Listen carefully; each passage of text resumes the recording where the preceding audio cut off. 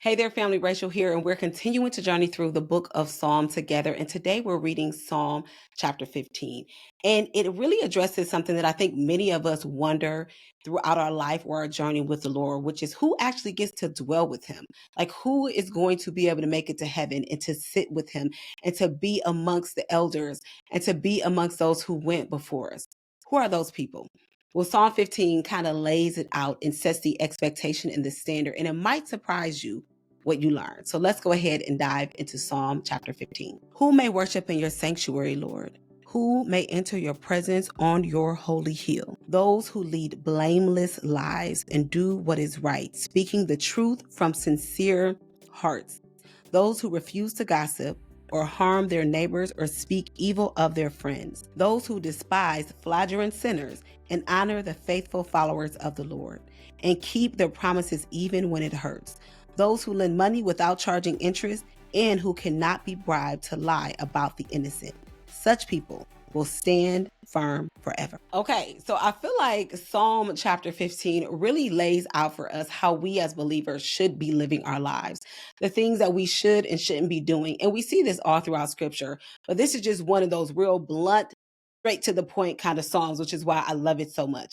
You have to, and I have to live a blameless life in order for us to sit in the holy hills with the Lord. But I want to point out verse number 3 really quick. Those who refuse to gossip or harm their neighbors or speak evil of their friends.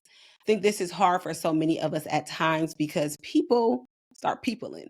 They do things that are hurtful, harmful, and sometimes we call ourselves wanting to vent. Y'all, I have been there. And I've had to tame my tongue and watch my conversation. And it's interesting how here, what David is really saying is, it's not just about how we are living and how we are walking and talking. He didn't even mention those who look good in church and make sure that they show up every Sunday. Those are not necessarily the people who will sit before his holy hill. He gives a list of people, but it has nothing to do with that. Verse 4 says, those who despise flagrant sinners, people who are just kind of showing and flaunting themselves, and honor the faithful followers of the Lord and keep their promises even when it hurts. These are people who will sit before the Lord. You know what I see here? What he's saying is those that will sit at the Lord's holy hill have integrity and good character. Those two things make all the difference in the world.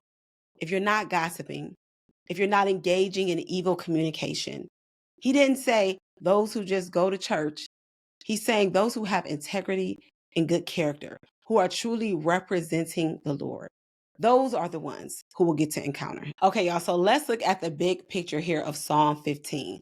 And it is considered to be a liturgical or worship psalm or an entrance psalm. It's often used in worship settings to prepare the hearts. Can you see that? If we read this every Sunday when we came together to worship, how much differently will we live Monday through Saturday? I'm just saying. And then the emotional or theological tone here is that it is clarifying and it's a bit challenging. It really lists the character traits of those who walk with God. And so, where does this fit in the bigger story of Scripture? Psalm 15 echoes the call to holiness, which is found in both the Old Testament and the New Testament. And it really reminds us that integrity matters in the presence of God. All right, so what is the key scripture here? I feel like the whole thing, but if we had to point out one, it would be verse number 2. Those who lead blameless lives and do what is right, speaking the truth from sincere hearts. We want to keep in mind that God isn't just looking at church attendance, He's looking at character, speech, honesty, and integrity. He's not just looking at if we show up on Wednesday or Thursday or Sunday. What we're doing throughout the rest of the week matters to Him. So I want to ask you a question here. Which of the character traits listed in this psalm challenge you the most? Be honest. This is a place where we're going to grow together. So which one challenges you the most? Let's talk about it in the comments. And if you haven't done so already, go ahead and grab the Your Summer in the Psalms journal and start the full YouTube playlist. If you are a little behind, go ahead and catch up.